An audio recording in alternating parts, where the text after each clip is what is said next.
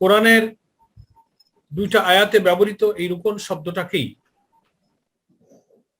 শপথ গ্রহণকারী জনশক্তিকে অভিষিক্ত করার জন্য, সম্মানিত করার জন্য কোরআনে ব্যবহৃত এই শব্দকে, রুকন শব্দটাকে আমাদের গঠনতন্ত্রে অন্তর্ভুক্ত করা হয়েছে। আলহামদুলিল্লাহ। রুকন সাধারণভাবে আমরা বুঝি একটা মজবুত অংশ, খুঁটি, যার উপরে নির্ভর করে থাকা যায়। একটা ঘরের চারিদিকে খুঁটি বা পিলার থাকে, উপরে ঘরের চাল এবং কাঠামোর স্ট্রাকচারটা কিন্তু দাঁড়িয়ে থাকে, সেগুলোকে খুঁটি বলে। আপনার কাবা ঘরে যারা গিয়েছেন মক্কা মুকাররমায়, ওখানে দেখবেন একটা রুকনে ইয়েমেনি আছে। রুকন মানে একটা পিলার, একটা কোনা, ইয়েমেনের দিকে যে কোনাটা, যে পিলারটা, এর জন্য ওই দিকটাকে বলা হয় রুকনে ইয়েমেনি। রুকন শব্দটার ব্যবহার খুঁটি অর্থে, অবলম্বন অর্থে, আশ্রয়, নির্ভরযোগ্য শক্তি অর্থে রুকন শব্দের ব্যবহার করা হয়েছে। কোরআন মজিদের যে দুইটা জায়গায় রুকন শব্দের ব্যবহার আছে, এটা আপনারা হয়তো নিশ্চয়ই কোরআন যারা অধ্যয়ন করেন ইসলামী সাহিত্যের মধ্যে আপনারা পেয়েছেন, তবু আমি আপনাদেরকে আবার মনে করে দেওয়ার জন্য সেই অংশ দুটো পড়ে শোনাই। প্রথম হচ্ছে সূরা হুদ, সূরা হুদের ৮০ নম্বর আয়াত। আল্লাহ তাআলা এখানে বলছেন, আউযু বিল্লাহি মিনাশ শাইতানির রাজীম, বিসমিল্লাহির রহমানির রহিম। ক্বালা লাউ আন্না লিকুওয়াতান আও আবি ইলা রুকনিশ শাদীদ। হ্যাঁ, আমার যদি এতখানি শক্তি থাকতো যে তোমাদেরকে ঠেকাতে পারতাম, অথবা যদি কোনো মজবুত অবলম্বন পেতাম যার আশ্রয় নিতে পারতাম। লূত আলাইহিস সালামের কওমের ওই ঘটনাবলী সম্পর্কে এখানে এই বর্ণনাটা আছে, সূরা হুদের ৮০ নম্বর আয়াত। এই যে এখানে আও ইলা রুকনিশ শাদীদ, কুওয়াতান আও আবি ইলা রুকনিশ শাদীদ,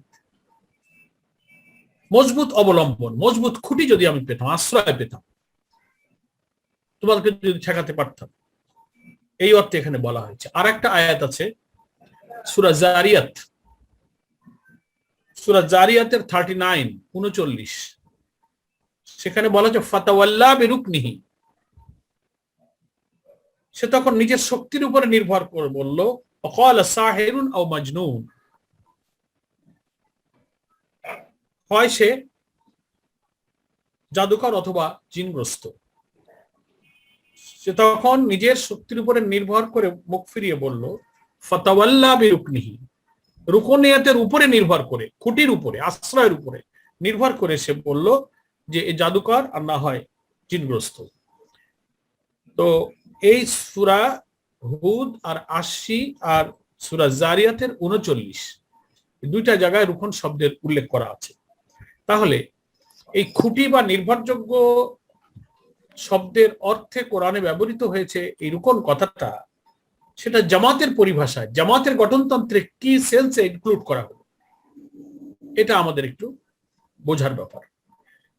এখানে মূলত দুটো অর্থে রুকন শব্দটাকে জামাত গঠনতন্ত্রে অন্তর্ভুক্ত করেছে। একটা হচ্ছে শক্তি, পাওয়ার, ফোর্স, আরেকটা হচ্ছে নির্ভর, যার উপরে অবলম্বন করা যায়। অর্থাৎ পরিকল্পনা, জামাত ইসলামী, ইসলামী আন্দোলনের যাবতীয় পরিকল্পনা, নেতৃত্ব নির্বাচন, সাংগঠনিক গঠনতান্ত্রিক স্বীকৃতি, এগুলো অন্য শব্দ দিয়ে বোঝানো যায় না। কারণ এখানে জামাতের প্ল্যান, রুকনরাই তাদের শক্তির উপরে নির্ভর করে তারাই বাস্তবায়ন করবে, তারাই এটার সিদ্ধান্ত নেবে, তারাই তাদের আমির বানায়, তারাই নেতা বানায়। মাঠে ময়দান থেকে সব চলে যেতে পারে, কিন্তু এমন একটা শক্তি যারা শপথ নিয়েছে তারা মাঠ থেকে যাবে না, তারা না বলবে না, তারা বিচলিত হবে না, তারা ঘাবড়ে যাবে না, তারা নিষ্ক্রিয় হয়ে যাবে না, তারা হারিয়ে যাবে না। এরকম রিলায়েবল, দায়িত্বশীলতা বোঝানোর জন্য জামাতের আত্মগঠনের ধারাবাহিক পর্যায়ক্রমে নিজের ইখলাস, ঈমান, ইলম, চর্চা, তাকওয়া, পরহেজগারির এমন একটা স্ট্যান্ডার্ড এসে চলে আসবে যখন তার উপরে নির্ভর করে সমস্ত প্ল্যান করা যাবে, তাকেই জামাতের নেতৃত্ব এবং সিদ্ধান্ত গ্রহণের মূল শক্তি হিসেবে বিবেচনা করা যাবে। গঠনতান্ত্রিক ভাবে এই মানের লোকদেরকে স্বীকৃতি দিয়ে রুকন শব্দ দিয়ে এটা বোঝানো হয়েছে। আপনাদের কাছে একটা খটকা থাকতে পারে যে আমাদের গঠনতন্ত্রে অবশ্য সদস্য কথাটা রুকনের জায়গায় আছে আর ব্র্যাকেটের মধ্যে রুকন কথাটা রাখা হয়েছে। আগে তো রুকনই ছিল, সদস্য ছিল না। পরবর্তীকালে গঠনতন্ত্রে সংশোধন করে এই সদস্য কথাটা নিয়ে আসা হয়েছে বাংলা অর্থ হিসেবে। রুকন কথাটা ব্র্যাকেটে আছে। এটারও ইতিহাস আপনারা জানেন। 2008 সালে যখন বাংলাদেশে কেয়ারটেকার সরকার এসে আরপিও ইলেকশন কমিশনের যে নতুন আইন রিপ্রেজেন্টেশন অফ পিপল অর্ডার গণপ্রতিনিধিত্ব আদেশ যখন জারি হলো, তখন সব রাজনৈতিক দলগুলোর গঠনতন্ত্র, সংবিধান, কনস্টিটিউশন গুলো পুনর্বিবেচনা করা, সংবিধানের সাথে, দেশের রাজনীতির সাথে, গণতন্ত্রের সাথে, নির্বাচন কমিশনের আইনের সাথে সামঞ্জস্যশীল কিনা এগুলো পরীক্ষা নিরীক্ষা করে দেখার জন্য সব দলের গঠনতন্ত্রগুলো আবার রিভিউ করা হলো। এবং সেখানে প্রয়োজন হয়ে পড়লো জামাত ইসলামীকে, যে দেশে আমরা জন্মগ্রহণ করেছি, যে দেশে আমরা দিন কায়েম করতে চাই, যে দেশে আমরা আন্দোলনটা করতে চাই, সে দেশের আইনে যতটুকু কভার করে, নামটা, শব্দটা, বাক্যটা তো বড় কথা নয়, যতটুকু সেখানে যদি কাজই আমরা করতে না পারি, সেই জন্য ওখানে আমরা কিছু গঠনতন্ত্রে সংশোধন এনেছিলাম। সেগুলো দেখেছেন বিভিন্ন জায়গায় কিছু নতুন নতুন কথা যুক্ত হয়েছে। নারীদের রিপ্রেজেন্টেশন এত পার্সেন্ট হবে, তারপরে আমরা যেমন নির্বাচিত কথাটা সব জায়গায় ছিল না, কোথাও কোথাও সব মনোনীত ছিল। এইটা সুরায় মনোনীত, অমুক জায়গায় মনোনীত, নায়েবে আমির মনোনীত, সেক্রেটারি মনোনীত, এসব জায়গায় মনোনীত শব্দ বাদ দিয়ে নির্বাচিত কথাটা রাখা হয়েছে। আমাদের নির্বাচনী আইনে, ইলেকশন কমিশনে মনোনীত বলে কোনো কথা নেই, সব ইলেক্টেড। তো এগুলো কিছু সংশোধনী আমাদের দেশের আইনের জন্য করতে হয়েছে। রুকন শব্দটা ইলেকশন কমিশন বোঝে না, বলে রুকন কি, কোন দলের মধ্যেই তো রুকন নাই, আপনারা বাড়ি কোথায় পেলেন?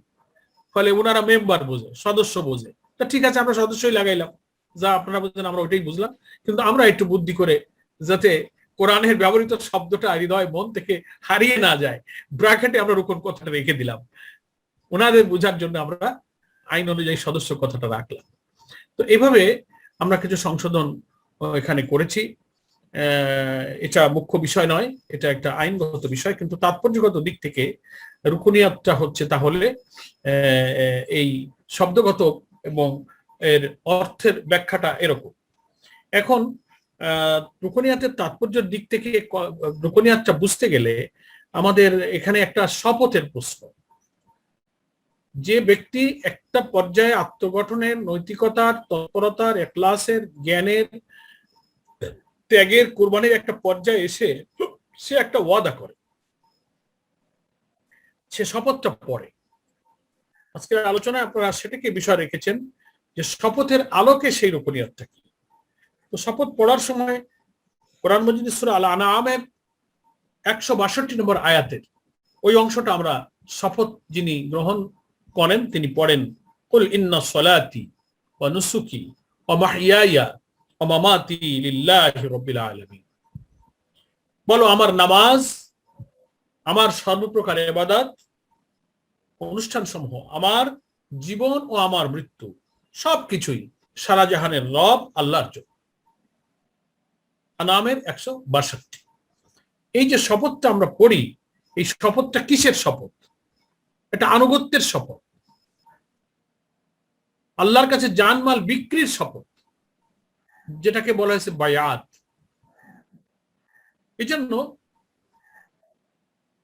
এর তাৎপর্যটা, শপথের তাৎপর্যটা বোঝার জন্য তিনটা জিনিসকে একসাথ করে বুঝতে হবে। একটা হচ্ছে জামাত, বায়াত, রুকুনিয়াত। আমি আবার বলি, জামাত, বায়াত, রুকুনিয়াত, এই তিনটা শব্দ কিন্তু খুব কোরিলেটেড, একটার সাথে একটা একেবারে পারস্পরিকভাবে অবিচ্ছেদ্য। তাহলে রুকুনিয়াতের আসল তাৎপর্যটা বোঝা সম্ভব হবে। জামাত কি জিনিস? দিন কায়েম করা ফরজ। কোরআন হাদিসে আমরা এটা পাচ্ছি, আনা আকিমুদ্দিন ওয়ালা তাতাফাররাকু ফিহি ওয়া তুজাহিদুনা ফি সাবিলিল্লাহ। কত জায়গায় আল্লাহ বলছেন লিইয়ুযহিরাহু আলা দীনি কুল্লি, আল্লাহ রাসূলের আগমনের উদ্দেশ্য বলা হচ্ছে। ওই প্রসিদ্ধ হাদিস যেটা আপনারা সবাই জানেন, আনা আমরুকুম বিখামসিন আল্লাহু আমারানি বিহিনাল জামাআতি ওয়াস সামঈ ওয়াত তাআত। এখানে আল্লাহ রাসূল বলছেন আমি 5টি কাজের আদেশ তোমাদেরকে দিচ্ছি, যার আদেশ আল্লাহ আমাকে দিয়েছেন। এখানেও প্রথমে হচ্ছে কি? জামাত। ওয়া তাসিমু বিহাবলিল্লাহি জামিআ। তো তোমরা সংঘবদ্ধ হয়ে আল্লাহ তাআলার দ্বীনের রজ্জুকে আঁকড়ে ধরো। এই যে বি ইউনাইটেড, তাহলে দিন কায়েম করা ফরজ, কিন্তু সেই দিন তো একা কায়েম করা যাবে না। আপনি বিবাড়িয়ায় থাকবেন, আমি ঢাকায় থাকবো, একজন খুলনা থাকবে, একজন রাজশাহী থাকবে, যার যার জায়গায় থাকলে কিন্তু দিন এভাবে কায়েম হবে না। আল্লাহ বলছেন এই দিন কায়েম যারা তোমরা করতে চাও তোমরা একত্রিত হও, সংগঠিত হও, একটা জামাতি জিন্দেগিতে একটা ফর্মে চলে আসো, ইউনাইটেড হও, এটা আল্লাহর হুকুম। সেই জন্য দিন কায়েম করা যেমন ফরজ, তেমনি দিন কায়েমের জন্য জামাতভুক্ত হওয়াটাও ফরজ। একজন মুমিনের জীবনে ইমানদারি সঙ্গে তার ইমান রক্ষা করতে গেলে দিনের একামাতে দিনের উদ্দেশ্যে গঠিত কোন জামাতের সাথে তাকে সম্পৃক্ত হতে হবে। এটা কোরআন থেকে হাদিস থেকে প্রমাণিত। এটা নাম হচ্ছে জামাত। তাহলে আমরা জামাতের সাথে বায়াতের কি সম্পর্ক, আর বায়াতের সাথে রুকনিয়াতের কি সম্পর্ক, এটা একটু রিলেট করে আমরা আলোচনা বোঝার চেষ্টা করব। বায়াতটা এখন এখানে আসছে যে এই জামাতে যিনি প্রবেশ করতে চান, সদস্য হতে চান, জান মাল আল্লাহ তাআলার মর্জি ইচ্ছা অনুযায়ী তিনি ব্যয় ব্যবহারের জন্য জামাতের আমিরের কাছে তার মাধ্যমে আল্লাহ তাআলার কে ওয়াদা করে একটা শপথ পড়বেন, একটা আনুগত্যের অঙ্গীকার করবেন। জানমাল এইভাবে আল্লাহ তাআলার কাছে যিনি সুপুর্দ করে দেবার জন্য আনুগত্যের শপথ পাঠ করেন, এইভাবেই তিনি আল্লাহর কাছে জানমালটা বিক্রি করে দিলেন। এটার নাম হচ্ছে বায়াত, বায়উন, বিক্রি। আরবি শব্দ এটাও, কোরআনে এটা আছে। আপনি সূরা তওবার সেই পরিচিত জায়গা 111 নম্বর আয়াত, ইন্নাল্লাহা আশতারা মিনাল মুমিনিনা আনফুসাহুম ওয়া আমওয়ালাহুম বিআন্না লাহুমুল জান্নাহ। আল্লাহ বলছে নিশ্চয়ই আল্লাহ তাআলা মুমিনের জান ও মাল খরিদ করে নিয়েছেন বিআন্না লাহুমুল জান্নাহ, জান্নাতের বিনিময়ে। তাহলে আমার কাছে আমি যে জান মাল দেখতে পাচ্ছি, আমি গোলাম পরশ সাহেব কথা বলছি, আমার দুটো চোখ আছে, হাত আছে, মুখ আছে, ব্যাংকে আমার 10,000 টাকা আছে, আমার একটা জমি আছে, একটা বাড়ি আছে, গাড়ি আছে, এই জান মালের প্রকৃত মালিক তো আমি নই, এর আসল মালিক হচ্ছে আল্লাহ। সেই আল্লাহ আবার বলতেন যে আমি এটা কিনে নিয়েছি তোমার কাছ থেকে। তাহলে আমার কাছে যে থাকলো, আসলো, অথচ আমি এর মালিক হইলাম না। এই জায়গায় এই যে বেচা কেনা, আবার এটা আল্লাহ বলছেন আমি কিনে নিলাম, আমাকে আবার, তাহলে আল্লাহ যদি কেনেন তো আমি তো বিক্রি না করে পারি না। এর তাৎপর্যটা হচ্ছে যে এই জান মালের মালিক আল্লাহর, আল্লাহ এটা দিয়েছেন, কিন্তু আল্লাহ আবার আমার কাছে এটা আমানত রেখেছে। এটা আল্লাহর তরফ থেকে গচ্ছিত একটা আমানত আমার কাছে আছে। আল্লাহ জান মাল, আমার চোখ, আমার হাত, আমার কান, আমার পা, আমার ব্যাংক ব্যালেন্স, আমার জমি জমা, আমার গাড়ি বাড়ি, আমার মেধা, আমার প্রতিভা, আমার যোগ্যতা, আমার স্ট্যামিনা, যা কিছু আমি হোল্ড করছি, নিজেকে আমার নিজের মালিক মনে হয়, এর কোনোটারই আসল মালিক আমি নই, এর মালিকানা আল্লাহ। আমার কাছে আল্লাহ এটা জমা রেখে আমাকে একটা পরীক্ষা করছেন। কি পরীক্ষা করছেন? যে এটা ব্যয় ব্যবহার করার এখতিয়ারটার ব্যাপারে আল্লাহ আমাকে স্বাধীন করে দিয়েছেন। Freedom of choice, freedom of will. আমি ইচ্ছা করলে একটা টাকা খারাপ কাজও ব্যয় করতে পারি, আবার ভালো কাজও ব্যয় করতে পারি। ব্যয়ের ইচ্ছার স্বাধীনতাটা, চিন্তার স্বাধীনতাটা, পছন্দের স্বাধীনতাটা আল্লাহ তাআলা মানুষকে দিয়েছেন, যে কারণে মানুষকে বলা হয়েছে আশরাফুল মখলুকাত, যে তার ভিন্ন পথে চলার, আল্লাহর হুকুমের বাইরে যাওয়ারও ক্ষমতা আমি তাকে দিলাম, আল্লাহর পথে ফিরে আসার ক্ষমতাও তাকে দিলাম। কিন্তু সে আল্লাহকে ভয় করে, তাকে এই যে এখতিয়ারটা আমি দিয়েছি, সে এখতিয়ারটাকে সে মিসইউজ করলো না, মিসগাইড করলো না, নিজেকে এই এখতিয়ার পেয়ে ক্ষমতাবান মনে করলো না।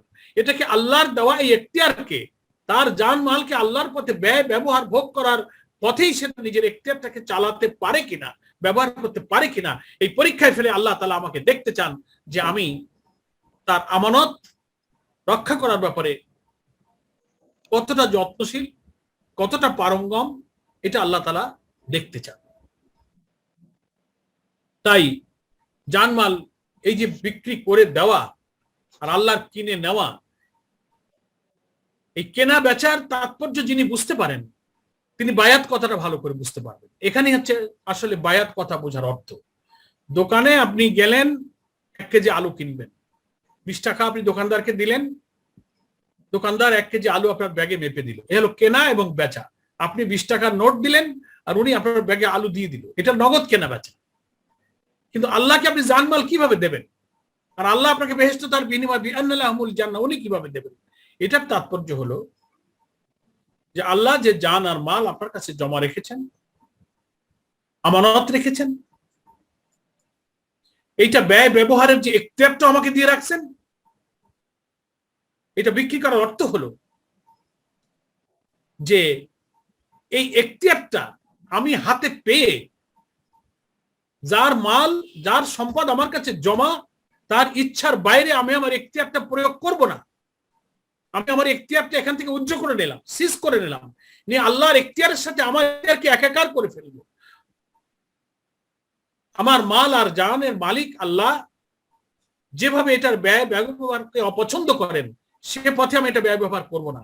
যে পথে ব্যয় ব্যবহার করলে আল্লাহ রাজি থাকেন, খুশি থাকেন, আল্লাহর বিধান যেটা, সেই পথে যদি আমি এটাকে ব্যবহার করার জন্য আমার এখতিয়ারটাকে প্রয়োগ করতে পারি, এখতিয়ারটাকে আল্লাহর এখতিয়ারের অধীন করে দিতে পারি, নিজের নফসের অধীন করলাম না, শয়তানের আনুগত্যের অধীন করলাম না, মানুষের আনুগত্যের অধীন করলাম না, আমার এই জানমাল ব্যয় ব্যবহারের এখতিয়ারটাকে আল্লাহর এখতিয়ারের অধীন করে ফেললাম, এরকম যখন আমার হয়ে যাবে তখন বাস্তব রূপটা দাঁড়াবে যে আমার এক একটা অঙ্গ প্রত্যঙ্গের বিক্রি হয়ে গেল আল্লাহর কাছে। তার অর্থ এভাবে দাঁড়াবে যে আমি গোলাম পরার, আমার মুখটা, জবানটা আল্লাহর, এর মালিকানা আমার না। আল্লাহ বলছেন এটা আমি কিনে নিয়েছি, আর আমি যদি এটা বিক্রি করে দেওয়ার ওয়াদা করে থাকি তাহলে আমাকে এই বিক্রির তাৎপর্য হলো যে আমি আমার এই জবান দিয়ে এমন কোন কথা, এমন কোন শব্দ বাক্য উচ্চারণ করব না যা এই জবানের আসল মালিক আল্লাহ তাআলা অপছন্দ করেন। মওত পর্যন্ত আমি যদি আমার জবানকে এভাবে কাজে লাগাতে পারি, তার অর্থ হলো আমার জবানকে আল্লাহর কাছে বিক্রি করে দিয়েছি। আশা করি উদাহরণগুলো বুঝতে পারছেন। আমার দুটো চোখ আমার কাছে আছে, কিন্তু এর আসল মালিক আমি না। এই চোখ দুটোকে আল্লাহর কাছে বিক্রি করে দেওয়ার অর্থ হলো হায়াত থাকা পর্যন্ত এই চোখের আমানতটা দিয়ে আমি এমন কোন দৃশ্য দেখব না যা এই চোখের আসল মালিক দেখতে নিষেধ করেছে। এমন ভাবে চোখ দুটোকে আমি যদি কাজে লাগাতে পারি, তার অর্থ হলো চোখকে আল্লাহর কাছে বিক্রি করে দেওয়া। আমার দুটো পা দিয়ে আমি হেঁটে এমন কোথাও যাব না যা এই পায়ের আসল মালিক আল্লাহ তাআলা নিষেধ করেছেন। এভাবে পাকে ব্যবহার করতে পারার অর্থই হলো পাকে আল্লাহর কাছে বিক্রি করে দেওয়া। আমার এই কান দিয়ে এমন কথা শুনবো না, আমার এই ব্রেন, মেধা, মগজ দিয়ে এমন কোন চিন্তা, গবেষণা, কোন কথা আমি বলবো না যা আমার জবানের মালিক, আমার চিন্তা মেধার মালিক, আমার শ্রবণ শক্তির মালিক আল্লাহ তাআলা অপছন্দ করেন। এমন ভাবে যদি আমার এই শক্তিটুকু, নিয়ামতটুকুকে ব্যবহার করতে পারি, তার অর্থ হলো এগুলোকে আল্লাহর কাছে বিক্রি করে দেওয়া। আমার ব্যাংকে 10 লাখ টাকা আছে, আমার 3 বিঘা জমি আছে, আমার একটা বাড়ি গাড়ি আছে, এই সম্পদের মালিক আমি নই। এটা আল্লাহর কাছে বিক্রি করার তাৎপর্য হলো আমার এই বাড়ি, আমার এই গাড়ি, আমার এই জমি, আমার এই ব্যাংক ব্যালেন্স এমন কোনো কাজে লাগবে না, কোনো কাজে আমি ব্যবহার করব না যে এর আসল মালিক ব্যবহার করতে নিষেধ করেছেন। সে পথে ব্যবহৃত না করতে পারি যদি আমি মওত পর্যন্ত আল্লাহর ইচ্ছা মতোই যদি ব্যবহার করতে পারি, তার অর্থ হলো আমার এই মালকে আল্লাহর কাছে বিক্রি করে দেওয়া। এইটার নাম হচ্ছে কেনা বেচা। এবং আমি এটা যখন করতে পারবো, আজরাইল এসে যখন, মালাকুল মউত যখন আমার জান কবজ করতে আসবে, আসা পর্যন্ত যদি এই আমানতের আমি হেফাজতকার হই, আমানতদার হই, যদি প্রমাণিত হয় যে না আল্লাহর রাখা জান মালটা আমি আল্লাহর ইচ্ছা মতো ব্যবহার করতে করতে আমার কাছে মালাকুল মউত এসে গেছে, আমার জীবন আমানতদার হিসেবে পরিচ্ছন্ন পবিত্র, আমি খেয়ানত করিনি, তখন আল্লাহ তাআলা তার বিনিময়টা আমাকে দিয়ে দেবেন। বিআন্না লাহুমুল জান্নাহ, মউতের সাথে সাথে এর বিনিময় জান্নাত আল্লাহ তাআলা আমাকে দান করবেন। আলহামদুলিল্লাহ। আল্লাহ তাআলা কোরআন মজিদের সূরা নাহলে একটা আয়াত আছে, অনেকে আপনারা সেই আয়াতটা জানেন। আমি আয়াতটা যখন অর্থ দেখি আর তওবার এই 111-12টা যখন পড়ি যে বিআন্না লাহুমুল জান্নাহ, আল্লাহ তাআলার ইচ্ছা মতো জানমাল আমানত রক্ষা করলে আল্লাহ যে বেহেশত দিয়ে দেবেন, সাথে সাথেই দিয়ে দেবেন, বিআন্না লাহুমুল জান্নাহ, একেবারে নগদ লেনদেন, তখন মিলে যায় এই কথার সাথে। আল্লাহ সেখানে বলছেন আল্লাযিনা তাতাওয়াফাহুমুল মালাইকাতু তাইয়্যিবিন ইয়াকুলুনা সালামুন আলাইকুম উদখুলুল জান্নাহ বিমা কুনতুম তা'মালুন। আল্লাহ তাআলা বলছেন যে কোন মৃত পথযাত্রী মুমূর্ষ ব্যক্তির কাছে মালাকুল মউত শেষ মুহূর্ত, শেষ পরিণতির সময় যখন হাজির হয়ে যখন ফেরেশতারা আসবে, তাতাওয়াফাহুল মালাইকা, শেষ পর্যন্ত সময় ফেরেশতা মণ্ডলী যখন জান কবজ করতে আসবে, তখন এসে তাকে যদি পবিত্র পায়, তাইয়্যিবিন মানে পবিত্র, নিজের জীবন পবিত্র বলতে শুধু পোশাক আর দেহের পবিত্রতা নয়, চরিত্রের পবিত্রতা, নৈতিকতার পবিত্রতা, আখলাকের পবিত্রতা, হারাম, শিরক, পাপাচার, খেয়ানত থেকে আমার জীবনকে আমি যদি পরিচ্ছন্ন পবিত্র রাখতে পারি, তাজকিয়া করে এইভাবে যদি যেতে পারি, মউতের ফেরেশতা আমাকে এসে যদি পবিত্র পায়, তাইয়্যিবিন পায়, তখন আল্লাহ তাআলা বলছেন ইয়াকুলুনা সালামুন আলাইকুম, তখন মউতের ফেরেশতারা এসে তাকে আল্লাহর তরফ থেকে সালাম দিয়ে বলবে আপনার উপর শান্তি বর্ষিত হোক, সালামুন আলাইকুম, তোমার উপরে শান্তি বর্ষিত হোক, উদখুলুল জান্নাহ, এখনই তুমি জান্নাতে প্রবেশ করো, বিমা কুনতুম তা'মালুন, তুমি এখনই তুমি জান্নাতে চলে যাও। তাহলে দেখা যাচ্ছে এই তো আমার সেই বিনালামুল জান্নাহ, এই তো সেই জান্নাত আমি পেয়ে গেলাম। মউতের সময় আল্লাহর সেই ফেরেশতারা এসে আমাকে সালাম দিয়ে আমাকে জান্নাতের সুখবর দিয়ে দিলেন। এইটা হচ্ছে কেনা আর বেচার সার্থক। এই জন্য এই কেনা বেচাটার অর্থ হচ্ছে বায়াত। আর জামাত ইসলামীতে আল্লাহর কোন বান্দা দিন কায়েমের অঙ্গীকার করার পর নিজের জীবন, জান, মালকে এরকম করে আল্লাহর কাছে সুপর্দ করতে গেলে তো একটা ঈমান লাগে, একটা তাকওয়া লাগে, একটা ইখলাস লাগে, একটা পরীক্ষায় উত্তীর্ণ হবার মতো চরিত্র লাগে। এটা একদিনে অর্জন করা যায় না। এই জন্য নির্দিষ্ট সিলেবাস, পড়াশোনা, টিসিটিএস, রিপোর্ট বই, সংশোধন, ত্যাগ কোরবানি, পরীক্ষা, অনেক কিছুর বিনিময়ে কারো সারা জীবন কেটে যায়, সে বায়াত নেওয়ার যোগ্য হয় না, কেউ হয়তো অল্প সময় পেরে যায়। এই যে একটা দীর্ঘ পরীক্ষার পর সে যখন আল্লাহ তাআলাকে সাক্ষী রেখে এই ওয়াদা করার মতো উপযুক্ত হলো যে না, এখন থেকে আমার জান মাল, কথা বেরোবে না, যা এই মুখের মালিক আল্লাহ পছন্দ করেন, এই কথার উপরে টিকে থাকে কি চারটেখানি কথা, কঠিন ব্যাপার। শয়তান আমাকে ওয়াসওয়াসা, নফস ধোঁকা দেবে, দুনিয়ার লোক আমাকে ডাকবে, আমার চোখ এদিকে চলে যেতে চাবে, মুখ এদিকে চলে যেতে চাবে, আমার সম্পদ একদিকে ব্যয়িত হতে থাকবে, আমি সেটাকে নিয়ন্ত্রণ করে যে আমি লিল্লাহি রাব্বিল আলামিন, এই শপথটা পড়ে যে আমি তার উপর টিকে থাকতে পারবো, এই ওয়াদা করা কত কঠিন। এই ওয়াদা রত ইমানি, চারিত্রিক, নৈতিক, আমলি যোগ্যতা অর্জন করতে গেলে একজন সহযোগী, কর্মী, প্রার্থী, রুকন, এই পর্যায়ক্রমে তাকে তৈরি করতে অনেক সময় লাগে। তারপরে যখন জামাতের কাছে এটা বিবেচ্য হয়, গ্রহণযোগ্য হয় যে না, এখন তিনি এমন একটা এসেছেন, তিনি এখন এই শপথ পড়লে এই শপথের উপর তিনি টিকে থাকতে পারবেন, এই যোগ্যতা যখন হয়ে যায় তখন তাকে বলা হয় যে আপনি এখন শপথটা পড়ুন। এই যে শপথটা পড়লো তার অর্থ হচ্ছে তিনি একটা আনুগত্যের শপথ পড়লেন। ইকামাতের দ্বীনের উদ্দেশ্যে গঠিত একটা জামাতের আমিরের কাছে এই শপথের মাধ্যমে তিনি জান মাল আল্লাহর কাছে সুপর্দ করে দিলেন, এবং আল্লাহর প্রতিনিধি হিসেবে আমির তার জান মাল আল্লাহর পথে ব্যয় ব্যবহার হচ্ছে কিনা এটা টেক কেয়ার করা, তদারকি করার দায়িত্ব তিনি গ্রহণ করলেন। আর আমিও তার কাছে আনুগত্যের এই শপথ পড়লাম। দ্যাট ইজ কল্ড বায়াত, দ্যাট ইজ কল্ড রুকুনিয়াত। এই যে নির্ভরযোগ্য শক্তির হিসেবে আমি একটা শপথ গ্রহণ করলাম, এটার অর্থ হচ্ছে আমার রুকুনিয়াত। তাহলে আপনি আর আমি এতক্ষণ আলোচনায় কি বুঝলাম? তিনটা জিনিস বুঝাবার চেষ্টা করেছি, আমি একসাথে একটা প্যাকেজ আলোচনা করেছি: জামাত, বায়াত, রুকুনিয়াত। জামাত, বায়াত, রুকুনিয়াত। দিন কায়েম করা ফরজ, সেই ফরজ একা আদায় করা যায় না, জামাতভুক্ত হতে হবে, এটা আল্লাহ আল্লাহ রসুল বলেছেন। আর সেই জামাতে প্রবেশ করা যায় না যতক্ষণ না সে বায়াত করবেন, যতক্ষণ না আল্লাহর কাছে জানমাল বিক্রির ঘোষণা দেবেন, ততক্ষণ সে জামাতেই প্রবেশ করতে হবে। এই জামাতের সদস্য হতে গেলে জানমাল বিক্রির ওয়াদা করতে হবে যে আমার উপরে আমার আর কোনো এখতিয়ার নাই, এই জানমালের উপরে আল্লাহর এখতিয়ার প্রযোজ্য হয়ে গেছে, আমার এখতিয়ার উজ্জ্ব হয়ে গেছে, আমার এখতিয়ারটা আমি আল্লাহকে দিয়ে দিয়েছি, এটা আল্লাহ কিনে নিয়েছেন। আমার এই পাওয়ার অফ অ্যাটর্নি যেটা আমাকে দিয়েছিলেন এটা তিনি উজ্জ্ব করে নিয়েছেন। এটি হলো বিক্রি করা, যে আমার এখতিয়ারটাকে আমি দিয়ে দিলাম, এখন এখানে আল্লাহর এখতিয়ার বলবৎ হবে, আল্লাহর মর্জি বলবৎ হবে, সেই অনুযায়ী আল্লাহর এই সহায় সম্পদটা ব্যবহৃত হবে। এইটা আল্লাহ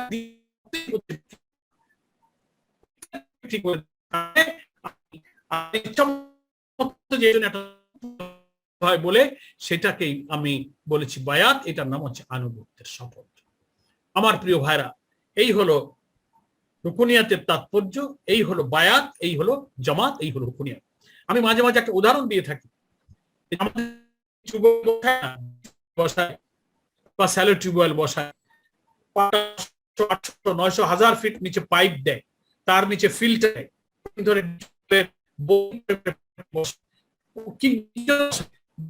পানির লেয়ার থেকে, মাটির যে লেয়ার থেকে বিশুদ্ধ পানির উপযুক্ত পানিটা আমি আনবো, ওখানে কাদা মাটির মধ্যে পানিটা আছে, ওখানে নিচে কিন্তু কোনো আলাদা সাগরের মতো পুকুরের মতো কোনো পানির আলাদা কোনো জল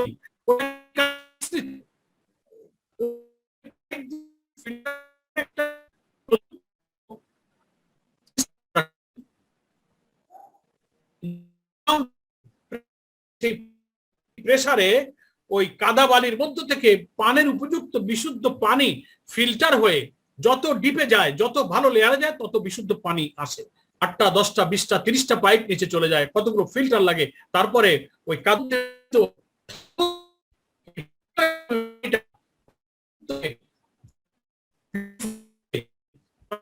আমাদের হাতে আসে, আমরা গ্লাসে পানি খেয়ে তখন পানির উপযুক্ত পানিটা।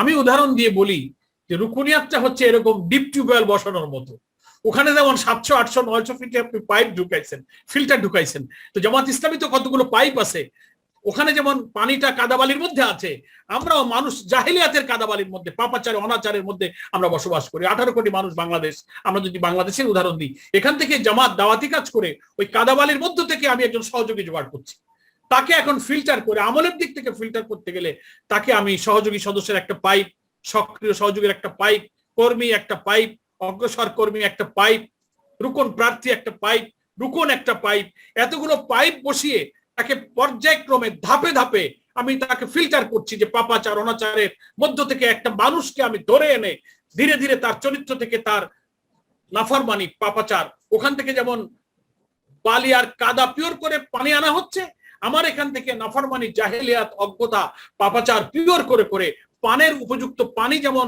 টিউবওয়েলে আনছে, জামাতও এতগুলো পর্যায় এবং স্তর বিন্যাস করে এই মানুষকে পিউরিফাইড করার জন্য আত্মগঠনের, আত্মসংশোধনের পড়াশোনা, সিলেবাস, টিসিটিএস, সভ্যদারি, পার্সোনাল কন্টাক্ট, কখনো আবার মুলতবি হয়, কখনো বাতিল হয়, কখনো দায়িত্ব কমায়, ভুল হলে সংশোধন করে, গীবত করলে ধরে, এই পর্দা নাই, নামাজ নাই, মসজিদে নাই, কবিরা গোনা, রুজি হারাম না, এসব চেক আপ করে করে এত পাইপ বসিয়ে বসিয়ে তারপরে যখন দেখা যায় যে না, তার জীবন থেকে জাহেলিয়াত পাপাচার গিয়েছে, এখন কিছুটা পানের উপযুক্ত, তখন বলা হয় যে না, তুমি এখন পানের উপযুক্ত হয়েছে, তুমি এখন শপথ পড়ো। তারপরও অনেক সময় দেখা যায় যে 700 800 1000 ফুট নিচের থেকে টিউবওয়েলের পানি উঠলেও অনেক সময় পানিতে একটু বালি এসে যায়, বলে না এই পানিতে বালি, এটা খাওয়া যায় না। আমাদেরও এত ফিল্টার করে একজন লোককে রুকন বানানোর পরও রুকনের চরিত্রে অনেক সময় জাহেলিয়াত থেকে যায়, সে হারাম রুজিতে ঢুকে পড়ে, মসজিদে জামাতে যেতে পারে না, কোরআন পড়া বাদ যায়, বউ ছেলে মেয়ে পর্দা করে না, সে নিজে হারাম খায়, তখন আবার তার রুকুনিয়াতটা মুলতবি করা লাগে। জামাত ইসলামী করেছে। আমার প্রিয় ভাই, আশা করি আপনারা বুঝতে পারছেন আমরা যে জামাত আপনাকে আমাকে এই সমাজের কোটি কোটি মানুষের মধ্যে থেকে পিক আপ করে আমাকে কি করে পিউরিফাইড করার জন্য এই রুকনিয়াতটা, এই বায়াতের তাৎপর্যটা আমরা কি করে পিওর হয়ে এটা তাৎপর্যটা বুঝতে পারা, যে আমরা এটা বুঝতে পারবো, এবং এটা হওয়ার সময় আমি কিছু শপথ পাঠ করি। তাহলে আশা করি আপনারা আমার এই আলোচনাটায় বায়াত, জামাত, রুকুনিয়াত, তিনটা জিনিস, আর রুকুনিয়াতের যে তাৎপর্য এবং শপথ যে আমি করেছি, সেই শপথের মাধ্যমে একজন মুসলিম হওয়াটা, আসলে রুকন কথাটা জামাতের একটা সাংগঠনিক সিস্টেমে এনে কিন্তু আলটিমেটলি আমি ধরলাম আমি রুকন হইলাম না, কিন্তু একজন মুসলিম হিসেবে আল্লাহ যে আমাকে বলছেন যে ইয়া আইয়ুহাল্লাযিনা আমানুত্তাকুল্লাহ হাক্কা তুকাতিহি ওয়া লা তামুতুন্না ইল্লা ওয়া আনতুম মুসলিমুন, ও ঈমানদার লোকেরা তুমি আল্লাহকে ভয় করো আর তোমার যেন মওত না হয় যখন তুমি পূর্ণ মুসলমান হয়েছো। আপনি বলুন, এই পূর্ণ মুসলমান না হয়ে কবরে যেতে আল্লাহ নিষেধ করছেন, আর তার অর্থ হলো যে জীবনে পূর্ণ মুসলিম না হয়ে কবরে গেলে আমার বিপদ আছে, কবরের আযাব, মওতের কষ্ট, জাহান্নামের আগুন। তাহলে আমি মুসলিম হয়ে কবরে যেতে গেলে সারা জীবনকে তো পাপ থেকে, হারাম থেকে আমাকে বাঁচাতে হবে। এই জাহেলি শক্তি, তাগতি শক্তি রাষ্ট্রে কোথায় থাকে? রাষ্ট্রে, পরিবারে, ব্যক্তি জীবনে যখন আল্লাহর আইন জারি থাকে না, তখন তো একটা মানুষ পূর্ণ মুসলিম হতে পারে না। তাহলে তো সে আল্লাহর ইচ্ছার উপরে মৃত্যু হলো না তার। সেজন্য আমি একজন পূর্ণ মুসলিম হলেও আমাকে এই বায়াতের জীবনে এসে আমাকে আল্লাহর হুকুম অধীন হতে গেলে একটা আনুগত্যের আল্লাহর পক্ষ থেকে আমার আমির আমাকে করবেন, আমি শপথের বাইরে চলে যাচ্ছি কিনা, আমি বায়াত বা আমানতের খেয়ানাত করছি কিনা, আমাকে গাইড দেবেন, ব্রেক দেবেন, ভুল ধরবেন, সাবধান করবেন।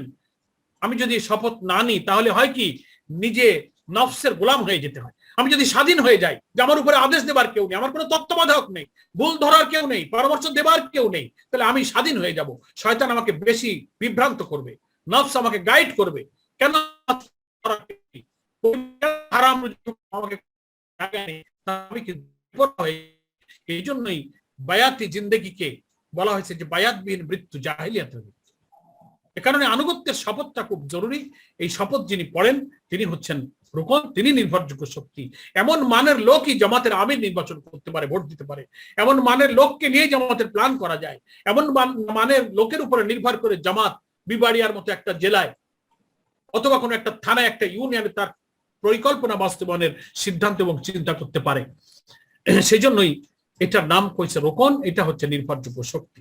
এখন আসুন আমার প্রিয় ভাইরা, জামাত ইসলামীর এই রুকন শব্দের ব্যাখ্যা বিশ্লেষণ, রুকন কথাটার তাৎপর্য, বায়াত, জামাত আর রুকনিয়াতের তিনটি পরস্পরের সাথে সম্পর্কযুক্ত হয়ে আমরা বোঝার ব্যাপারটা আমরা শেষ করলাম। এখন আমি আলোচনার শেষ পার্টে আসল মূল আলোচনায় চলে যাব, যে এই যে রুকন হওয়ার জন্য আমি যে শপথটা পড়েছিলাম, সেই শপথের আলোকে আমার জীবনটা তাহলে এখন কেমন হবে।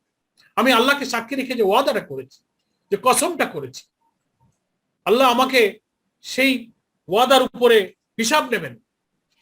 এই যে আমাদের এটি মাসুমাই আমার আগে বক্তব্য রাখছিলেন মুমিনের গুণাবলীর মধ্যে, ওখানেও সূরা মুমিনুনে আছে ওয়াহদিহিম রাউন, মুমিনের একটা গুণাবলী, ওয়াদা করে এবং সেটার উপরে সে ওয়াদা আমানতদারি সে রক্ষা করে। আল্লাহ রাসূল সাল্লাল্লাহু আলাইহি ওয়াসাল্লাম যে বলতেন, যার আমানতদারি নাই তার দিন নাই, যে ওয়াদা রক্ষা করে না তার ঈমান নাই। তো এই যে কথাগুলো হাদিসেও আল্লাহ রাসূল বলছেন, কোরআনেও আমরা পাচ্ছি। আল্লাহ তাআলা কোরআন মজিদে এটা পরিষ্কার করে বলেছেন, ওয়াউফু বিআহদিল্লাহ ইযা আহাদতুম, তুমি আল্লাহকে সাক্ষী রেখে আল্লাহর জন্য যে ওয়াদা করো সেটা ওয়াদা রক্ষা করো। ওয়াউফু বিআহদিল্লাহ ইযা আহাদতুম, যখন তুমি ওয়াদা করো তুমি সেই ওয়াদাটা রক্ষা করো। তারপরে বলা হয়েছে যে আল্লাহকে শপথ করে দৃঢ় থাকার পরে সে ওয়াদা তুমি ভঙ্গ করো না। ওয়াকাদ জাআলতুমুল্লাহ আলাইকুম কাফিলা, কারণ তুমি আল্লাহকে সাক্ষী রেখে ওয়াদা করেছো। ইন্নাল্লাহা ইয়ালামু মা তাফআলুন, তুমি কি কাজ করছো না করছো আল্লাহ তাআলা সেটা ভালো জানেন। তাহলে আমরা যে ওয়াদাটা শপথটা করছি আল্লাহকে সাক্ষী রেখে, এবং সব শপথ রুকনিয়াতের শপথ আপনারা আমরা যে নিয়েছি পরিশিষ্ট একে, সেই পরিশিষ্ট একে শপথের সময় আমরা কি বলেছি? আল্লাহ রাব্বুল আলামিনকে সাক্ষী রাখিয়া পূর্ণ দায়িত্ববোধের সহিত ওয়াদা করিতেছি যে, এই তো রুকনিয়াতের শপথ। ওই দেখেন আল্লাহ সূরা নাহলে বললেন, ওয়াকাদ জাআলতুমুল্লাহ আলাইকুম কাফিলা, আল্লাহকে কাফিল বানিয়ে, আল্লাহকে সাক্ষী বানিয়ে তুমি কিন্তু ওয়াদা করেছো। ওয়াউফু বিআহদিল্লাহ, আল্লাহর সাথে ওয়াদা করে তুমি রক্ষা করো। এটা আমাকে রক্ষা করতে হবে। সেই জন্য আমি যে শপথটা রুকন হওয়ার সময় করেছি, মৌলিকভাবে তিনটা কথা আমি শপথের মধ্যে বলেছি। সেখানে আমার কিছু দায়িত্ব কর্তব্য এসে গেছে শপথের সাথে জড়িত, ওইটারই প্রতিফলন চরিত্রে থাকতে হবে। এক, দুই হলো শপথ পড়ার আগে গঠনতন্ত্রের ধারা 7-এ আমি 6টা শর্ত পূরণ করতে হয়েছে আমাকে। যারা আমি এখানে রুকন হয়েছি, এখন আমরা যারা রুকন বানাই, প্রার্থী কন্ট্যাক্ট করি, তাদেরকে ধারা 7-এর 6টি শর্ত পূরণ হলো কিনা আমরা এটা চেষ্টা করি। তাহলে রুকন হওয়ার জন্য একটা আমি শপথ পড়েছি, আর এই শপথের আগে আমি 6টা শর্ত পূরণ করেছি। 6টা শর্ত পূরণ না করলে রুকন বানাতে যায়নি। আর একটা কি হয়েছে, শপথ পড়ার পরে গঠনতন্ত্রের ধারা 9 আপনারা দেখবেন, গঠনতন্ত্রের ধারা 9 রুকনের দায়িত্ব কর্তব্য বলে একটা আলাদা ধারা আছে, সেখানে 9টা দায়িত্ব আলাদা করে বলা আছে। তাহলে 3টা জিনিস শপথের আলোকে রুকনিয়াত বুঝতে গেলে আমাকে বুঝতে হবে। একটা হলো আমি শপথে কি বলেছি, 2 হলো শপথ নেবার আগে আমি 3টা শর্ত পূরণ করতেছি, 3 হলো রুকন হওয়ার পরে গঠনতন্ত্রের বুঝে শুনেই তো আমি রুকন হয়েছি। সেখানে ধারা 9 রুকন হওয়ার পরে আমার কি দায়িত্ব কর্তব্য, ধারা 9 রুকনদের দায়িত্ব কর্তব্য আলাদা একটা ধারা আছে, 9টা পয়েন্ট সেখানে আছে। এই 3টা জায়গায় শপথের আলোকে রুকনিয়াত বুঝতে গেলে 3টা জায়গা আমাকে বুঝতে হবে। একটা হলো শপথের বাক্যগুলো, 2 হলো আমার শর্তগুলো, 3 হলো রুকনিয়াতের দায়িত্ব কর্তব্য গঠনতন্ত্রে যা বলা হয়েছে। এই 3 জায়গা মিলে প্রায় 20টার মতো ওয়াদা, 20টার মতো কর্তব্য আমার জীবনের উপরে পড়ে। এইগুলো রক্ষা করাই হলো শপথের আলোকে আমার করতে পারি। আল্লাহর কাছে জানমাল বিক্রির যে ওয়াদা আমি করেছি, যে আমানত আমার কাছে আল্লাহ রেখেছেন, সে আমানতটা যদি যথাযথভাবে আমি আমানতদারি পরিচয় দিতে পারি, তাহলে আমার শপথের আলোকের রুকনিয়াতটা বহাল থাকলো, তখন ঠিক থাকলো। দেখেন, আপনি রুকন হওয়ার আগে কি কি শর্ত পূরণ করতে হয়েছে আমার, ওখানে বলা হয়েছে ব্যক্তিগত জীবনে ফরজ ওয়াজিব সমূহ আমি আদায় করব, কবিরা গুনাহ থেকে বেঁচে থাকবো। আমি কিন্তু শপথের সময় এটা বলেছি, রুকনিয়াতের শপথের সময় আমি বলেছি দুনিয়ায় আমি বাংলাদেশ জামাত ইসলামের গঠনতন্ত্রে বর্ণিত আকীদা এবং উদ্দেশ্য ও লক্ষ্য ব্যাখ্যা সহকারে ভালোভাবে বুঝিয়ে আলোর পর আল্লাহ রাব্বুল আলামিনকে পূর্ণ দায়িত্ববোধের সহিত ওয়াদা করিতেছি যে আমি আমার ইমান আকীদাটা বুঝেছি, উদ্দেশ্য লক্ষ্যটা গঠনতন্ত্রের যে ব্যাখ্যা দেওয়া হয়েছে ওটাও আমি বুঝেছি, তারপরে আমি আল্লাহকে সাক্ষী রাখতেছি। কত কঠিন কথা, আল্লাহকে সাক্ষী রাখতেছি এবং তারপরে আবার বলছি কি শুধু সাক্ষী না, পূর্ণ দায়িত্ববোধের সাথে আমি ওয়াদা করতেছি। আমি যদি কোনো ফাঁকি দিয়ে থাকি, ভেজাল কোনো কথা বলি, মনে এক আর মুখে এক না করে হয়তো ওজোর দিলাম, সব দায় দায়িত্ব আমার ভুলের জন্য আর কাউকে আমি দায়ী করবো না। আমি দায়িত্ব নিয়ে বলছি, ওয়াদা করছি যে 1 নম্বরে আমি কি বলেছি, দুনিয়ায় সামগ্রিক শান্তি প্রতিষ্ঠা, আল্লাহ তাআলা প্রদত্ত ইসলাম প্রদর্শিত দিন কায়েমের সর্বাত্মক প্রচেষ্টার মাধ্যমে আল্লাহর সন্তুষ্টি এবং পরকালীন সাফল্য অর্জন করাই আমার জীবনের চূড়ান্ত লক্ষ্য এবং আমি এই লক্ষ্য হাসিলের প্রচেষ্টা চালাবার জন্য খালিস ভাবে জামাত ইসলামীতে শামিল হইতেছি। এটা 1 নম্বরে পড়ছি, এটা আমার ওয়াদা। তাহলে এখানে আলটিমেটলি আমি যদি ছোট করে সার কথা একটা বলি, যে আমি ওয়াদা করেছি যে দিন কায়েমই হবে আমার জীবনের একমাত্র উদ্দেশ্য। আমার পরিবার, পিতামাতা, আত্মীয় স্বজন, বাপ মা, ভাই বোন, বাড়িঘর, চাকরি, ব্যবসা, অনেক কাজ আমার করা লাগবে, কিন্তু ওই কাজগুলো আমার 1 নম্বর নয়। আমার 1 নম্বর কাজ হচ্ছে দিন কায়েমের সর্বাত্মক প্রচেষ্টা মাধ্যমে আল্লাহর সন্তুষ্টি লাভ করা।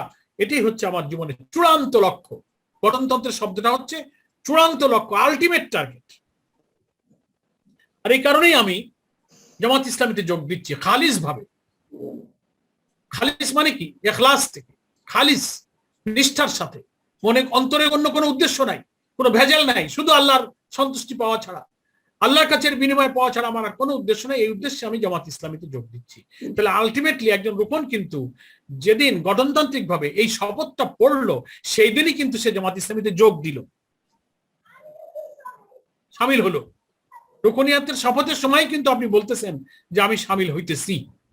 তাহলে আপনি ভাবতে পারেন, ভাই তাহলে আমি এই যে সহযোগী হয়েছিলাম, ফর্ম পূরণ করেছিলাম, কর্মী হয়েছিলাম, প্রার্থী হয়েছিলাম, সে সময় কি আমি শামিল হয়নি? রুকন হওয়ার সময় কেবল আমি শপথের মধ্য দিয়ে শামিল হওয়ার কথাটা বললাম কেন? ওটাই আমি কিন্তু প্রথম ব্যাখ্যা করেছি যে ওইটা আমি প্রাথমিক সদস্য হয়েছিলাম, হয়ে নিজেকে মূল সদস্য, মূল শক্তি হবার জন্য এই পুরো পিরিয়ডটা আমি নিজেকে তৈরি করেছি।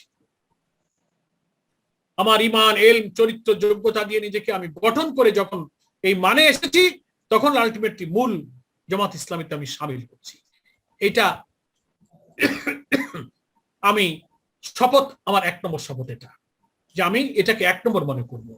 দেখেন কোরআন শরীফের সূরা তাওবার যে 24 নম্বর আয়াতটা প্রায় সবারই মনে থাকার কথা। ওখানে আল্লাহ তাআলা 8টি প্রিয় বস্তুর কথা উল্লেখ করেছেন।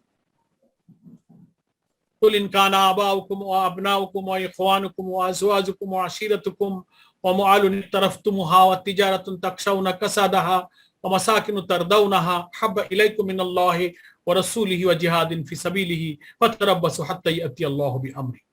8টা প্রিয় বস্তু, তার মধ্যে 5 শ্রেণীর হচ্ছে মানুষ। আবাউকুম পিতামাতা, আবনাউকুম সন্তান সন্ততি, ইখওয়ানুকুম ভাই বোন, আজওয়াজুকুম স্বামী স্ত্রী, ও আশিরাতুকুম নিকট আত্মীয় স্বজন। আপনি বলেন মানুষের মধ্যে 5 শ্রেণী তো সবচেয়ে বেশি আপন, এদেরই দুঃখ কষ্টে আমরা বেশি ক্লোজ ফিল করি, এদের জন্য আমরা জান প্রাণ দিই, এরাই আমার প্রিয়। এই 5 শ্রেণী আল্লাহ উল্লেখ করেছেন। আর সম্পদ 3টা। ও আমওয়ালুন ইকতারাফতুমুহা, তোমার জমাকৃত সম্পদ, যা কষ্ট করে তুমি আয় করেছো, তোমার ব্যাংকের জমা, তোমার জমি জমা, গাড়ি বাড়ি যা তুমি সম্পদ করেছো। তিজারাতুন তাকশাউনা কাসাদাহা, তোমার সেই সোর্স অফ ইনকাম যার ক্ষতি হইলে তোমার ভয় হয়, ব্যবসা বাণিজ্য, চাকরি বাকরি, আয় উপার্জন। আরেকটা কি? ও মাসাকিনু তারদাউনা, তোমার প্রিয় বাড়ি ঘরগুলো। তুমি হয়তো গোলপাতা মাটির ঘর করেছো, টিনের চাল দিয়ে ইট দিয়ে করেছো, অথবা টাইলস বিল্ডিং 5-10 তলা, এসি লাগাইছো, যেটাই যা করো, যেটাই তোমার কাছে প্রিয়, আল্লাহ ওইটা ধরেছেন। তাহলে মানুষের 5 শ্রেণী, সম্পদের 3টা, 8টা প্রিয় বস্তুকে আল্লাহ উল্লেখ করে বলছেন আহাব্বা ইলাইকুম মিনাল্লাহি ওয়া রাসূলিহি ওয়া জিহাদিন ফি সাবিলিহি। যদি এই 8টা জিনিস তোমার কাছে অধিকতর প্রিয় হয়ে যায়, আহাব্বা, যারা মাদ্রাসার ছাত্র তারাই ভালো বুঝবেন আমাদের চেয়ে। আহাব্বা সুপারলেটিভ ডিগ্রি আরবি গ্রামারে, অধিকতর বেশি যদি তুমি এই 8টা জিনিসকে প্রিয় মনে করো 3টার চেয়ে, মিনাল্লাহি আল্লাহ, রাসূলি আল্লাহর নবী, ও জিহাদিন ফি সাবিলিহি আল্লাহর দ্বীন প্রতিষ্ঠা জিহাদের চেয়ে, ওই এতক্ষণ যে 8টা বললাম এটা যদি প্রিয় হয়ে যায়, আল্লাহ বলছেন ফাতারাব্বাসু হাত্তা ইয়াতি আল্লাহু বিআমরি, তোমরা একটু অপেক্ষা করো আল্লাহর চূড়ান্ত শাস্তির ফয়সালার জন্য। তাহলে দেখা গেল যে এই 8টা আমার কাছে আগে প্রিয় হবে না, আগে আল্লাহ, আল্লাহ রাসূল, তার দ্বীনের কাজ। আপনি শপথের 1 নম্বরে কিন্তু ওটাই বলছেন যে দ্বীন কায়েমের সর্বাত্মক প্রচেষ্টার মাধ্যমে আল্লাহর সন্তুষ্টি পরকালীন সাফল্য অর্জন করাই আমার জীবনের চূড়ান্ত লক্ষ্য। তো চূড়ান্ত লক্ষ্য মানে ওইটা আপনার প্রথম 1 নম্বর টার্গেট। আপনি তাহলে বলতে পারবেন তাহলে কি পিতামাতা, ভাই বোন, ঘর সংসার, চাকরি বাকরি এটা করা লাগবে না? নিশ্চয়ই লাগবে, কিন্তু সেটা নট নাম্বার 1, এটা 1 নম্বরে যাবে না। 1 নম্বরে ওইটা যাবে, এগুলো 3, 4, 5 নম্বরে থাকবে। এই শপথে আপনি, আমি, এই যে আমি বক্তৃতা করছি আর আপনারা শুনছেন, সবাই কিন্তু এই শপথ পড়ে ওয়াদা করেছি যে আমার পিতা মাতা, বউ বাচ্চা, ছেলে মেয়ে, বাড়ি ঘরের চেয়ে আমার আল্লাহ, আল্লাহ রসুল আর তার দ্বীনের জিহাদ 1 নম্বর, তারপরে আমি এটা করব। এখন আমি যদি এই শপথ পড়ে সময় দিয়ে কাজ করে, চাকরি করে, যদি সময় থাকে তো সংগঠন, যদি সংসারে খরচ করে, হাট বাজার করে, কিনে কাটার পরে 2 টাকা থাকলেই না, তাহলে তো আমার জীবনে চূড়ান্ত লক্ষ্য হলো না। চূড়ান্ত লক্ষ্য মানে হলো ওইটাকে আমার 1 নম্বর, তারপরের হক পরে আদায় করতে হবে। এটা আমার কথা না, সূরা তাওবার 24 নম্বর আয়াতটা পড়ে দেখতে। এই জন্য তারপরেও 24 ঘন্টার সময়ের কতটুকু আমরা এই কাজে দিই, আমার সারা মাসের আয়ের কত টাকা এখানে খরচ করি, কত ভাগ দিই, তা তো চূড়ান্ত হয় না। তবু আল্লাহ তাআলা মিনিমাম যে মানটা জামাত ইসলামীতে এসে আমাকে প্রাধান্য দিতে বলেছেন, আহাব্বা ইলাইকুম, অধিকতর প্রিয়জন আমি অন্যকে না ভাবি, এটা হচ্ছে আমার শপথের 1 নম্বর। এখন আপনি আমি যাচাই করি এই শপথের আলোকে আজকে এই বিবাড়ি আর রুকনদের জীবন আর আমার জীবন এই ওয়াদার আলোকে আমার ঠিক আছে কিনা, কোথায় কম বেশি, এটা যাচাই করতে হবে। এই মিজানে দাঁড়িপাল্লায় আমরা মাপি। সূরা তাওবার 24 নম্বর আয়াতের মানদণ্ডে কয়জন রুকন আমরা উন্নীত আছি? আমার স্ত্রী সন্তান অসুস্থ হলে, ঘরে খাবার না থাকলে আমি যতটা পেরেশান হয়ে যাই, উদ্বিগ্ন হই, একটা ইউনিট দুর্বল হলে, ইয়ানাত বাকি পড়লে, একটা দায়িত্ব পালিত না হলে অতটা কি পেরেশান হই? যখন না হই তো বুঝতে হবে যে আমি সংগঠনকে 1 নম্বর প্রাধান্য দিতে পারি নাই।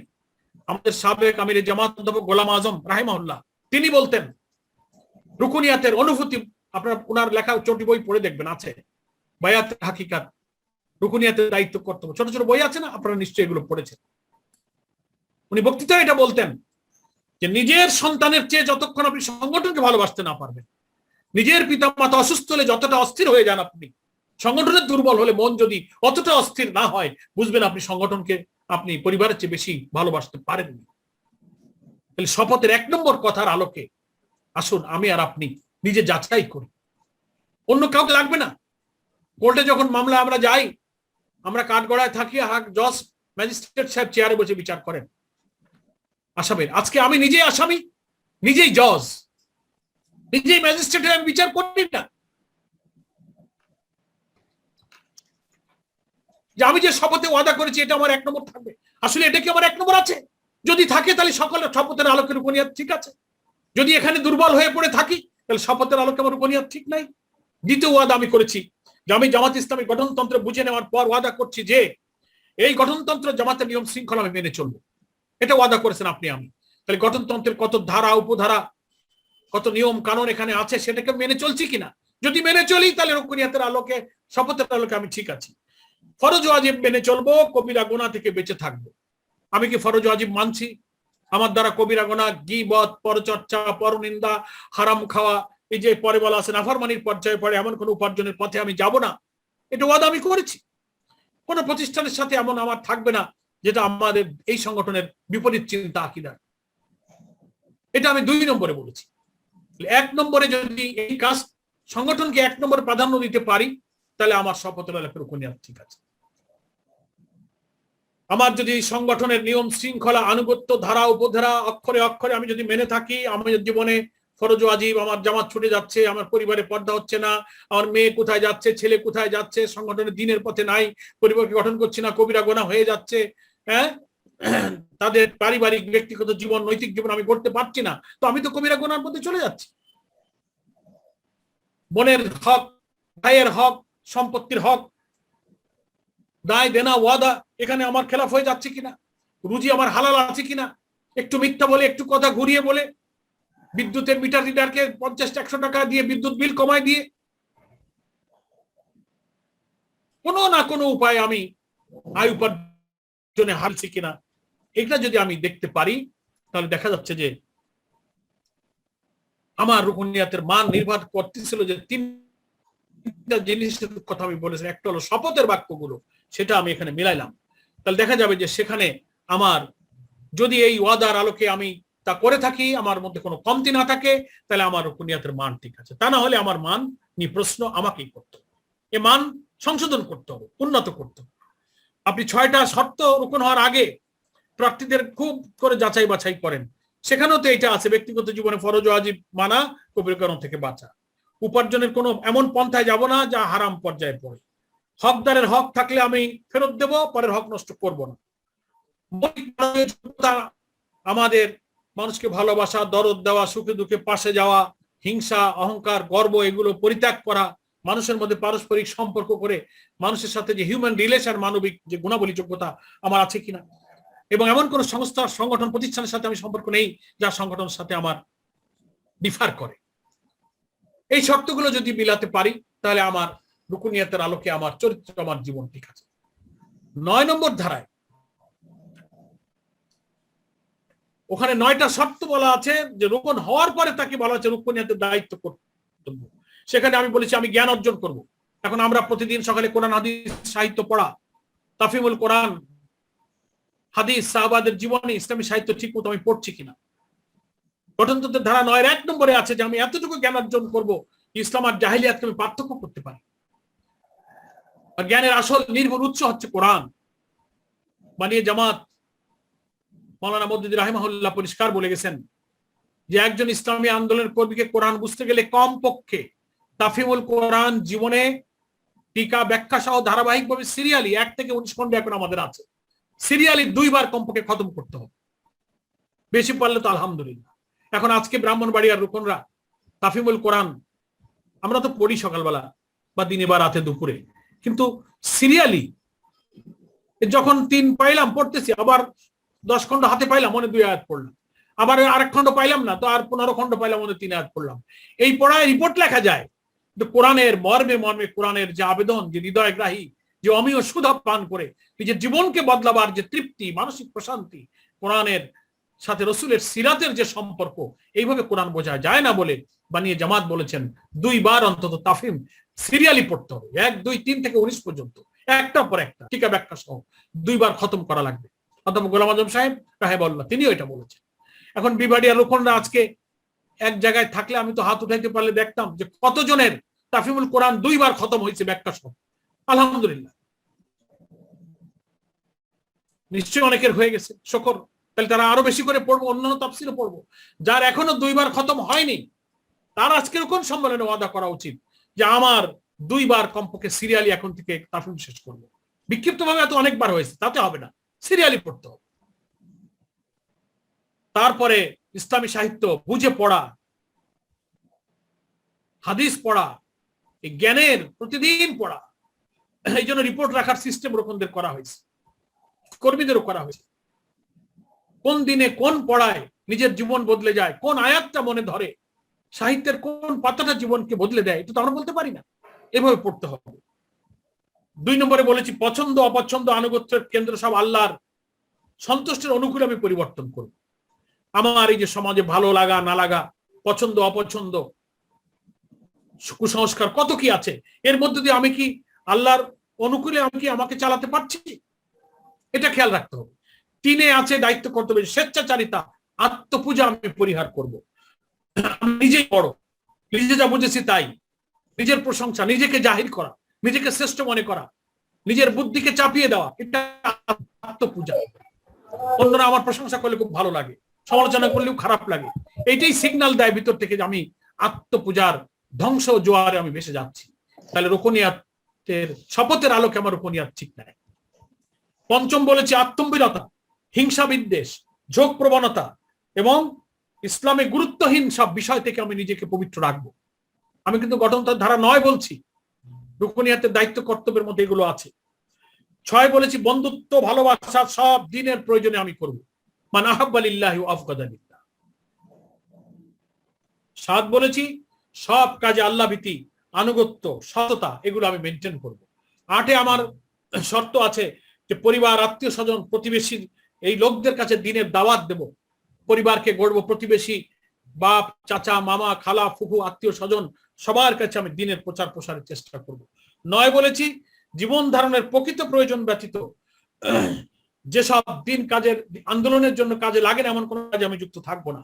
তারপরে আছে দেশের, যে দেশে আমি জন্মেছি সেই দেশের স্বাধীনতা অখণ্ডতা রক্ষার জন্য আমি সময় দেব। পরিচিত আত্মীয় স্বজন বাইরের লোকদেরকে আমি জামাতের অনুকূলে আনার চেষ্টা করব। মহিলাদের জন্য তো 10 ধারায় আলাদা কিছু দায়িত্ব কর্তব্য আছে। তো আমি প্রিয় ভাইরা, তাহলে আমি 3টা জিনিস আপনাদেরকে রুকনিয়াতের আলোকে নিজেকে যাচাই করার জন্য বললাম। একটা বললাম হলো আমার শপথ, 2 বললাম রুকন হওয়ার শর্ত, 3 হলো ধারা 9 রুকনের দায়িত্ব কর্তব্য। 3টা জিনিসকে যখন মিলাবেন তার আলোকে আমার জীবন কিছু বদলে গেছে কিনা। আপনি বিচারক, আপনি আসামি, আমি বিচারের চেয়ার, আমি আবার আসামির কাঠগড়ায় দাঁড়িয়ে আমি যদি নিজেকে একা একটা রেখে বিচার করি তাহলে আমি দেখতে পাবো শপথ যেটা আমি পড়েছি আল্লাহকে সাক্ষী রেখে তার আলোকে কোথায় কোথায় আমার কমতি, সেই জায়গাগুলো আমাকে সংশোধন করে নিতে হবে। সেই জন্য জামাত ইসলামীতে জেলা আমিরদের দায়িত্ব হলো রুকনদের মান উন্নয়ন এবং মান সংরক্ষণের দায়িত্ব।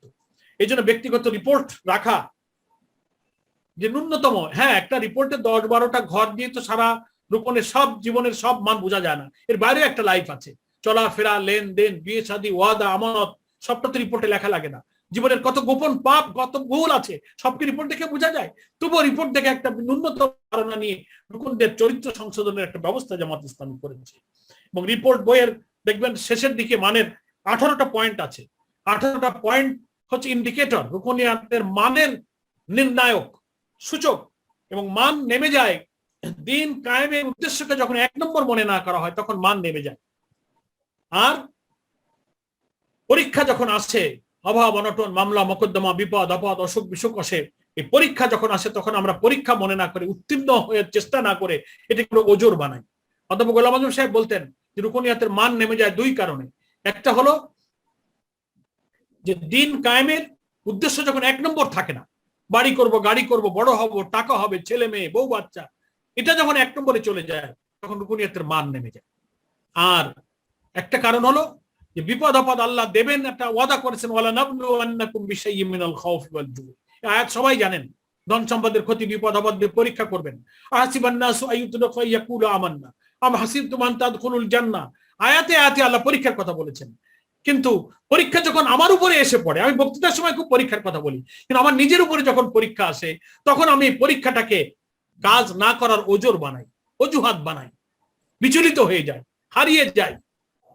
গোলাম আজম সাহেব বলতেন, পরীক্ষা যখন এসে পড়ে, কোন ইমানদার যখন পরীক্ষাকে পরীক্ষা মনে করে উত্তীর্ণ হবার মতো ইমান দিয়ে প্রচেষ্টা না চালায়, তখন তার মান নেমে যাবে, সে হারিয়ে যাবে। এই মনে রাখতে হবে রুকনদের মান নামার দুটো কারণ। একটা হচ্ছে দিন কায়েমকে 1 নম্বরে রাখা, 2 হচ্ছে পরীক্ষাকে ওজোর বানানো যাবে না, পরীক্ষায় আসলে পাস করার অ্যাটিটিউড থাকতে হবে, তাহলেই রুকনিয়াতের মান আমার রক্ষা হবে। আমার ভাইরা, জামাত ইসলামী ব্যক্তিগত রিপোর্ট থেকে, পার্সোনাল কন্ট্রাক্ট করে এই পড়াশোনার সিলেবাস সারা জীবন আমিরের আনুগত্যের বন্ধনে আবদ্ধ থেকে প্রত্যেক মাসে এক জায়গায় বসে আমি রিপোর্ট দেব, পর্যালোচনা করবো, আমার ত্রুটি বিচ্যুতি সে ধরবে, পার্সোনাল কন্ট্যাক্ট করব। আর ব্যক্তিগত জীবনে আল্লাহর কাছে তওবা করা, ক্ষমা চাওয়া, মসজিদের সাথে সম্পর্ক, সালাত, কোরআনের সাথে তাল্লুক বিল্লাহ, তাল্লুক বিস সালাত, তাকবিল বিল মাসাজিদ, ওই অন্তরটা মসজিদে লটকানো থাকবে। রাজুলুন কলবুন মুআল্লাকুন ফিল মাসাজিদ, সেই কলব যারটা আল্লাহর ঘরে লটকানো থাকে, হাসরের দিনে 7 শ্রেণীর লোক আরশের ছায়া পাবে। তার 1 নম্বর, তার একটা অংশ হচ্ছে যার অন্তরটা মসজিদে নামাজের জন্য লটকানো থাকে, জামাতে মসজিদে নামাজ, কিয়ামুল লাইল, রাত্রি জাগরণ করা, আল্লাযিনা ইয়াবিতুনা লিরাব্বিহিম সুজদান ওয়া কিয়ামা, রাত তাদের কাটিয়ে দেয় আল্লাহর সামনে দাঁড়িয়ে দাঁড়িয়ে।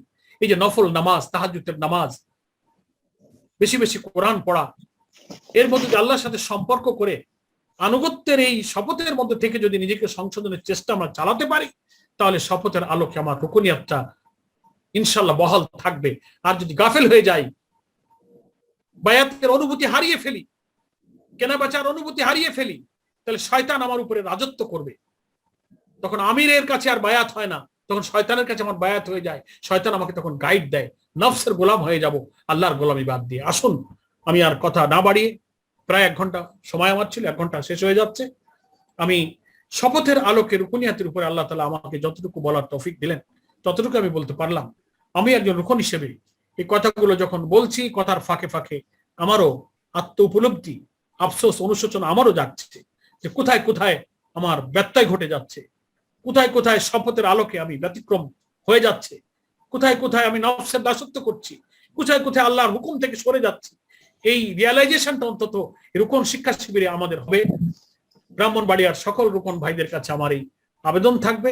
আমি নিজেও গুনাহগার হিসেবে আপনাদের সবার কাছে দোয়া চাই, আমি যে শপথ পড়েছি আমি যেন সেটার উপরে টিকে থাকতে পারি। আপনাদের জন্য আমার দোয়া রইল যে শপথের আলোকে যে বায়াত, জামাত এবং রুকনিয়াতের অনুভূতিটা জীবন্ত রেখে যতক্ষণ আজরাইল না আসছে ততক্ষণ আল্লাহর মর্জি অনুযায়ী আমার জান মালটা যেন ব্যবহার করতে পারি, আমিরের আনুগত্য করার মধ্য দিয়ে বায়াতের এই হকটা আদায় করতে পারি। আল্লাহ আমাদের কাছে তৌফিক দান করুন। এই কথা বলে আমি আমার বক্তব্য শেষ করছি। হাযা মা ইনদি ওয়াল ইলমু ইনদাল্লাহ আলাইহি তাওয়াক্কালতু ওয়া ইলাইহি উনীব। আসসালামু আলাইকুম ওয়া রাহমাতুল্লাহি ওয়া বারাকাতুহু।